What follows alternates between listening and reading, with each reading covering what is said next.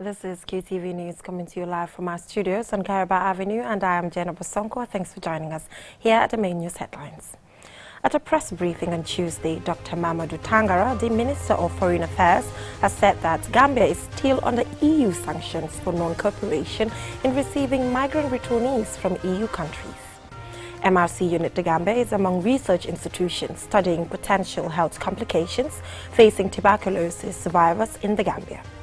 The Khalifa General of Bansang, Alhaji Hassan B. Jallow, on Sunday received keys to an $8 million mosque complex at the Sheikh Alhaji Boubacar Zaidi Jallow Islamic Center in Tabokoto.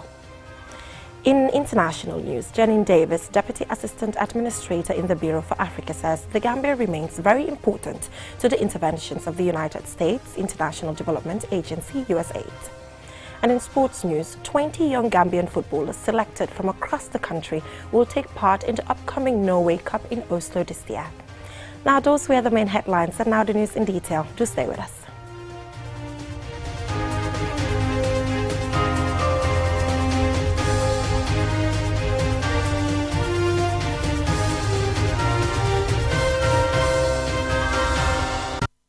Thank you so much for joining us. If you're just tuning in, you're watching QTV News, and I am Jenna Bosonko.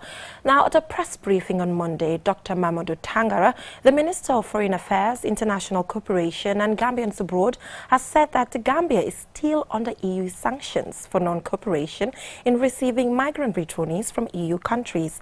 Julda Jai attended the press briefing, and this is her report.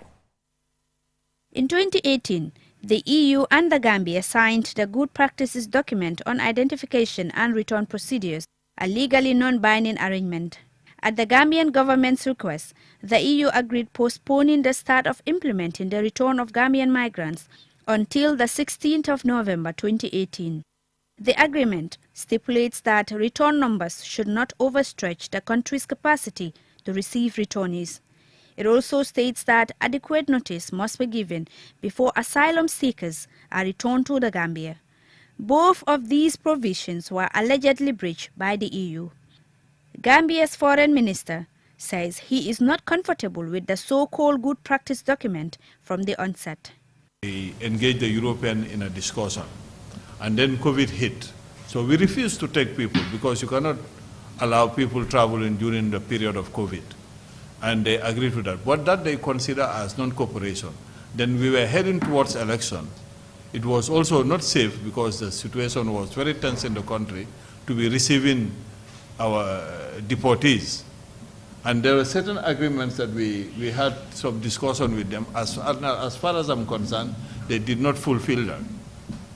Because for the reintegration package, what they promised, initially when a group of parliamentarians went to Germany, they told them that there you have a group of 35. You take care of these people, we will consider regularizing others.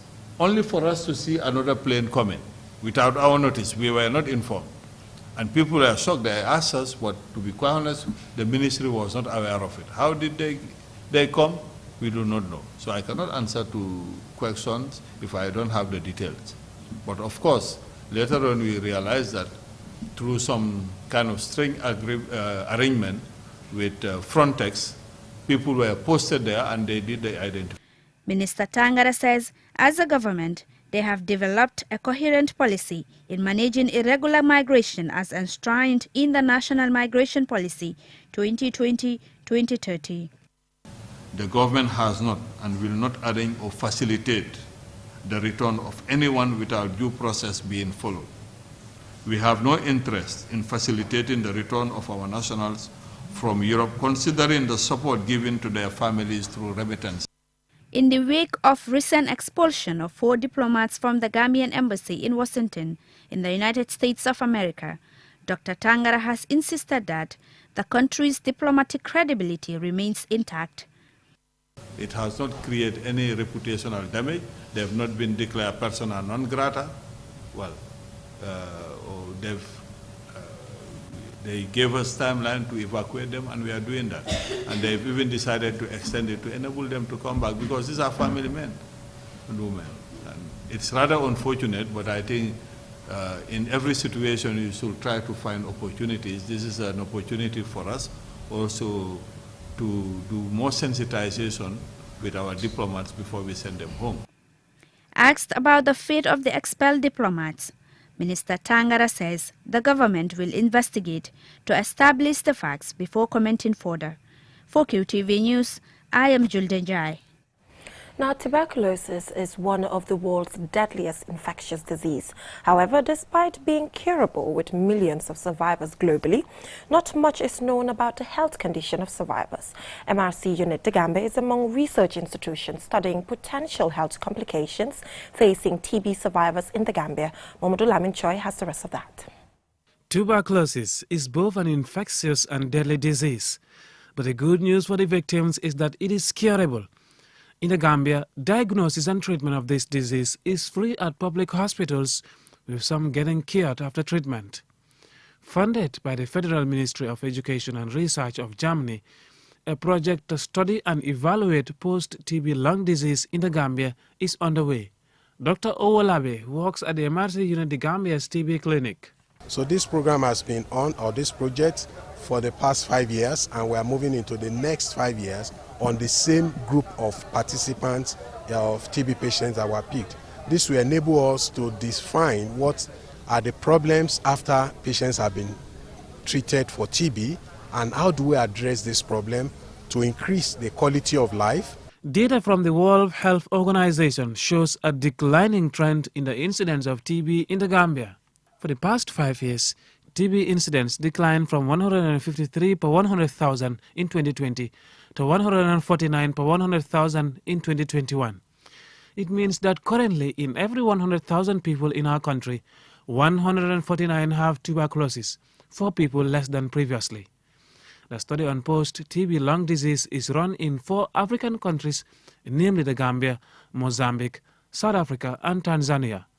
Dr. Andrea Rasho from the University of Munich in Germany represents the sponsor of this evaluation program. And we feel that treating post-TB lung disease, which may be the most important chronic lung disease in this setting, could be a good angle to treat also the other diseases. While the incidence of TB is declining in the Gambia, the mortality rate, which had initially declined, is now on the increase from 24 per 100,000 in 2020 to 26 per 100,000 in 2021. Musa Jallo is the Principal Leprosy and TB Control Officer at the National Leprosy and TB Program of the Gambia. Because that is not our primary function for now. Once we get them cured, they go back to society, continue their normal life, continue their work. We have nothing to do with them. But the study findings would probably change our policy direction. Testing positive for tuberculosis is not the end of a patient's life, because globally, an estimated 74 million lives were saved through TB diagnosis and treatment program between 2000 and 2021, including here in the Gambia. Omar Kora is the national coordinator of the ex-TB Association. Post-TB lung disorder is very, very significant, because as it is, I could say it affects the TB survivors. It is mostly about the TB survivors. After going through treatment, and probably sometimes you will experience some difficulties in which is related to TB disease that you encounter in the past. Africa has been seriously affected by TB and accounts for at least 25% share of all TB cases and 25% of global death. Limited access to health services, inadequate health infrastructure, quality of care, human and financial resources for health and social protection are reportedly the main barriers in the fight against TB in Africa and other parts of the world. Mahmoud Lamin Choi, QTV News. Now, the Khalifa General of Bansang, Alhaji Hassan B. Jallo, received keys to a new mosque complex worth over $8 million on Sunday at the Islamic Center in Tuberculosis. The complex is sponsored by Direct Aid in memory of the late Sheikh Alhaji Abubakar Zaidi Jallo of Bansang. Lamin Dabo tells us more. The foundation stone for the construction of an Islamic Center was laid in May 2021 by representatives of Sheikh Alhaji Abubakar Zaidi Jallo Islamic Development Foundation and Direct Aid. The foundation endeavors to promote adherence to Islam and Islamic values community development, and to implement programs to improve the status of women and young people. Speaking through an interpreter, the country director of Direct Aid, Abdul Latif Urao, whose organization sponsored the construction of the Islamic Center, thanked Allah for the completion of the project after 2 years.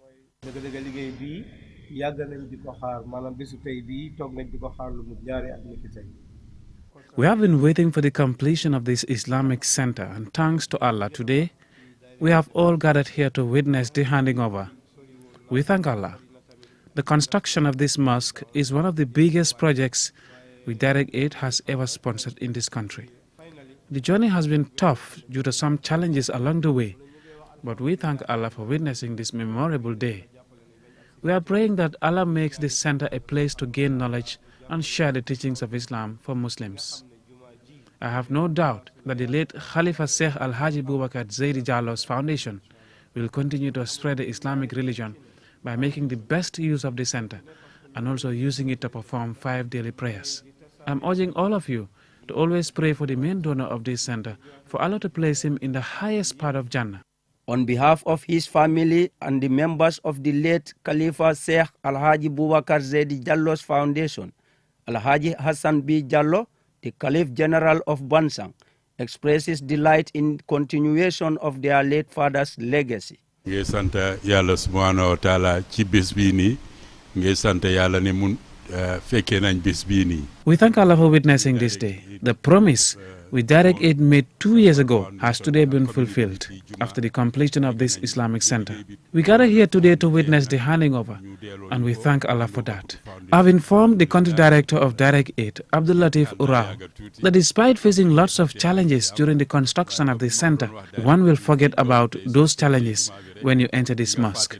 We are extending our sincere gratitude and appreciations to the donor of this land and our family, the Direct Aid Country Office, members of the community, and the Muslim Ummah, for their outstanding support throughout the construction of this place. The late Sheikh Boubacar Zaidi Jallo was a caliph who served as an imam of Bansang for almost 70 years. He taught thousands of people, converted many to Islam, built mosques, and wrote many books on Islam. His school became a center of Islamic education, attracting knowledge seekers from the sub-region. This newly built mosque measures about 400 square meters and can accommodate up to 800 worshippers, with an upper level to be used by women. For QTV News, Lamin Alaifanin Dabo. From that story by Lamin Dabo, we'll now go for a short commercial break, and when we come back, we have some more local news stories, international as well as sports. Do stay tuned.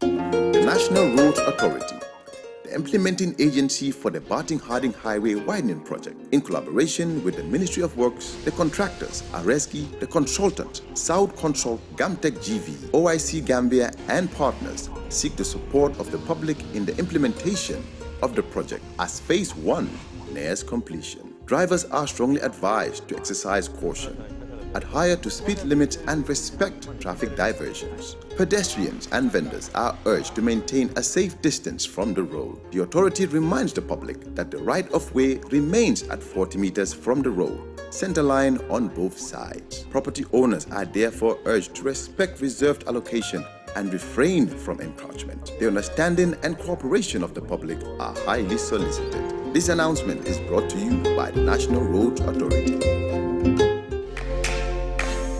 Inco Home Choice. Home Choice.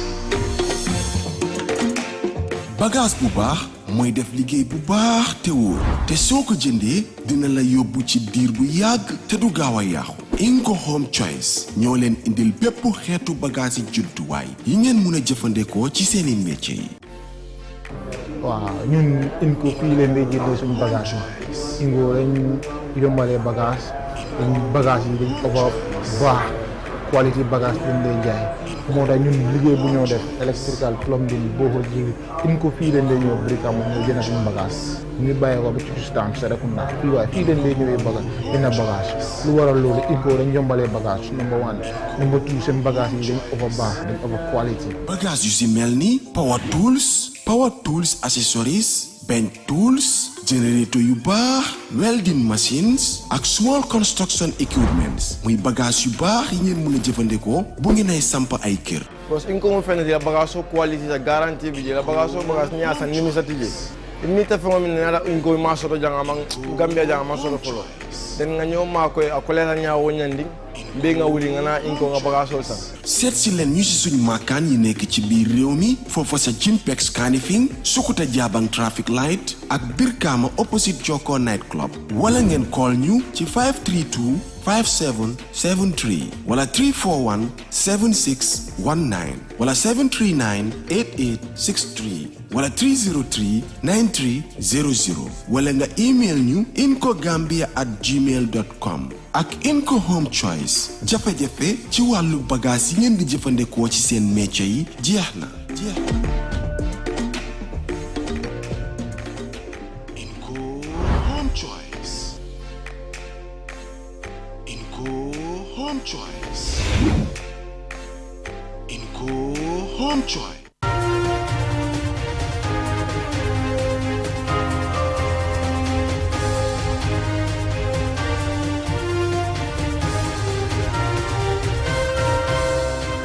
Welcome back from that short commercial break. If you're just tuning in, you're watching QTV News, and I am Jenna Basonko.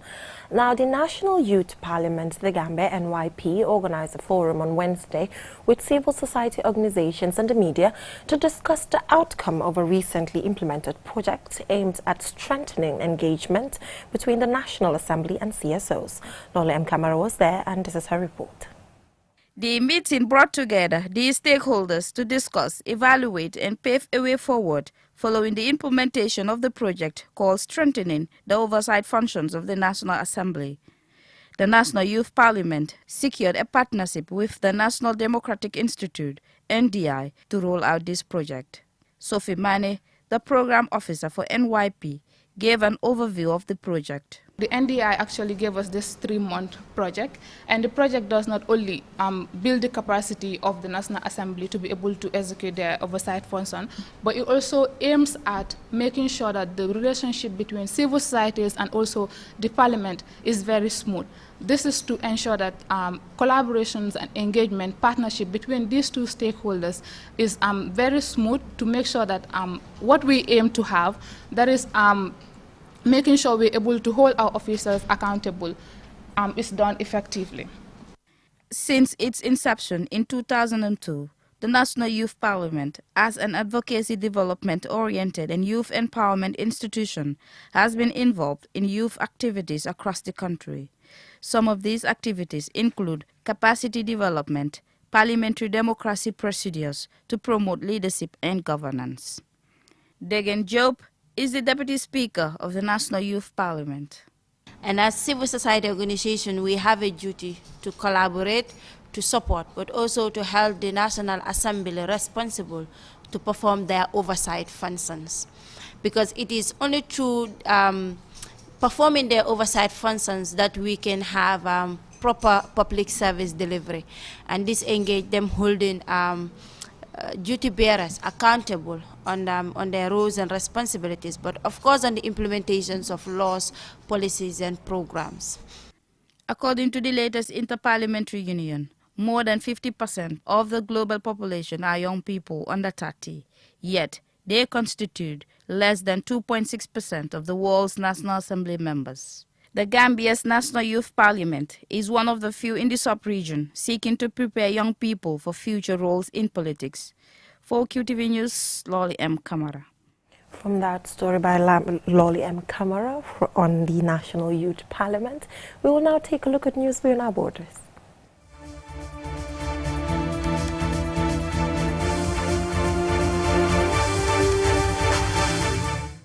Janine Davis, Deputy Assistant Administrator in the Bureau for Africa, says the Gambia remains very important to the interventions of the United States, International Development Agency, USAID, as Alusisa reports from Washington, D.C. for the Congressman John James. USA's cooperation is premised on respect for the rule of law and democratic principles.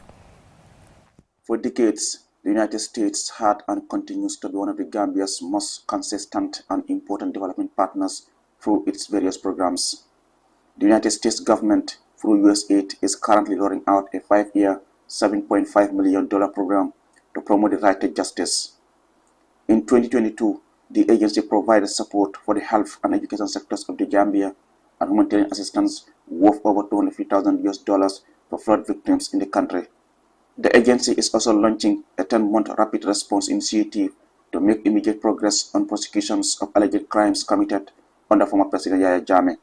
Also, through its interventions across the continent, the agency is prioritizing the improvement of energy through its Power Africa initiative launched in 2013 and water supply to millions of Africans. Speaking to African journalists participating in an international reporting tour in the U.S. organized by the U.S. State Department's Foreign Press Centers, Janine Davis, Deputy Assistant Administrator in the Bureau for Africa, recognizes the Gambia as an important country to the USAID. To know, in terms of the Gambia, what are your priority areas and how do you monitor to ensure the intention of these interventions really reach those that really need it? Some of the key areas, certainly we're continue to focus on democratic reform and the opening of civil society and the building of capacity of local institutions that, again, we didn't have that opportunity historically. So really building up the civil society, a primary focus on youth and the young population. We're also really excited that Gambia was recently selected to get support through the President's Malaria Initiative, just recently added as a focus country. There's a lot of advocacy going on right now for Gambia to get increased support from PEPFAR for HIV/AIDS as well. The relationship between Banjul and Washington, D.C. wasn't all smooth under the former President Yahya Jammeh due to what the U.S. government believed was a poor human rights record. But under President Barrow, the relationship has been renewed for the mutual benefit of both countries. Congressman John James, representing the 10th District of Michigan in the U.S. House of Representatives, who is also a member of the Foreign Affairs Subcommittee on Africa, said U.S. foreign policy attaches high importance to respect for human rights and democratic principles, which the U.S. champions. The House of Representatives is the lower chamber of the U.S. Congress, the upper chamber being the Senate. Increasing diplomatic, economic, and humanitarian cooperation between the U.S. and the continent will better suit both African and American interests. But we need friends. That's why in a world where America is no longer the only choice, we must put the effort in to becoming your first choice. Jennifer Cook, Director at the Institute for Africa Studies at George Washington University, while acknowledging U.S. commitment to Africa, believes much more can be achieved in the U.S.-Africa complementary relationship. The U.S. is going to have to try harder to maintain influence and relevance and goodwill than it has in the past. While the U.S. remains committed to consolidating its influence in Africa with mutual respect, there is a need for African countries to take charge of their affairs rather than depending wholly on foreign aid. Reporting for QTV News from Washington, D.C., I am Alusisa.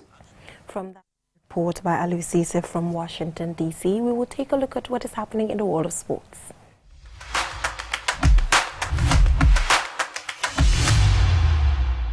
Now, 20 young Gambian footballers selected from across the country will take part in the upcoming Norway Cup in Oslo.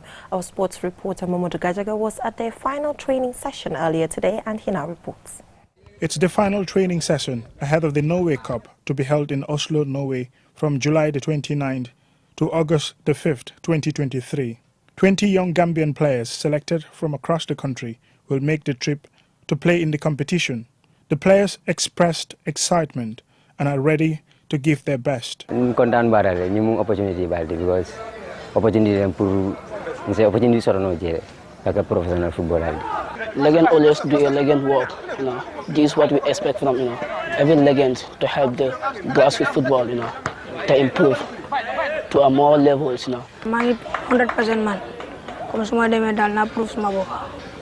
The Norway Cup is the world's largest football competition for children aged 10 to 19. Former Gambia international Dauda Bah is the one training the players. He shared his assessment of the squad from their fitness to their level of football awareness. Yeah, I'm really happy about the training because we've been training for past for me and them for past 2 weeks now. And they've been training really hard, you know, with fitness where they're really good, with the ball possession, they're so comfortable. You know, it's just like hard work. They need to push, and you just need to let them know that, you know, they don't have a limit just to improve. And they've been showing me that sign that they can do it. So I'm really happy about the training and everything about it. The Gambia's sports ambassador, Tijan Jete, who is coordinating the Norway Cup in the Gambia, says it is an excitement to give young players the opportunity to showcase their talents. He also thanked the Gambia government through the Ministry of Youth and Sports for supporting the project.